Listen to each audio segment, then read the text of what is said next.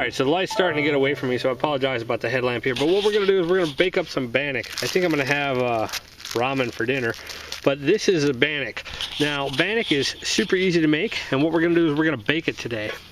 So this is my Mors pot, and these are two just little foil things. So what we're going to do is we're going to put one of these in upside down, okay? And that's going to go in there like that. And then we're going to oil this with a little bit of the olive oil, add some water to our bannock mix it all up in the bag, dump it into here, and then we're going to take that and set it in just like that, okay? And then we'll put the top on, and then we'll move the fire a little bit and just set it up on the coal. All right, so that's what it looks like there. You can see I've got some herbs and spices, just a little Italian blend, and you mix it up in the bag, and then when you pour it in, cuff the bag to the outside, and that way it doesn't get as messy.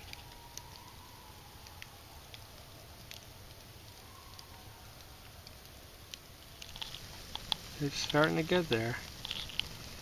See that oil is boiling around it. It's going to rise a little bit.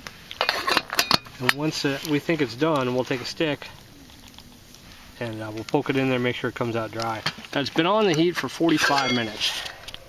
You can see it's steaming up, and I can see that the edges are starting to get brown a little bit. So what I did is I took it off the heat, and we're going to let it cool down here. I just had the lid on it for just retain just a little bit of the heat in there, and we took it off the coals. So we're going to let it cool down a little bit, and then we'll break it open and see what it looks like. All right, so here it is. It didn't stick at all. It's still a little warm. See the bottom?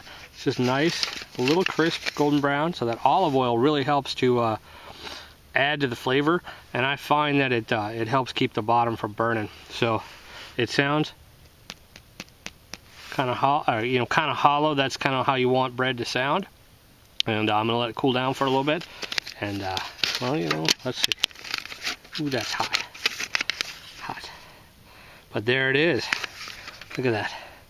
Herbs and spices inside of your bannock, and it fluffed up real nice. And I made this batch actually a little bit soupier than I normally do. Like if you're doing bannock in a fry pan, you want it a little thicker. So I made this a little soupier because I figured it needs to settle into the bowl. So anyway, there is Professor's Baking Over a Campfire Challenge, and that's how you bake bannock in the Mors pot.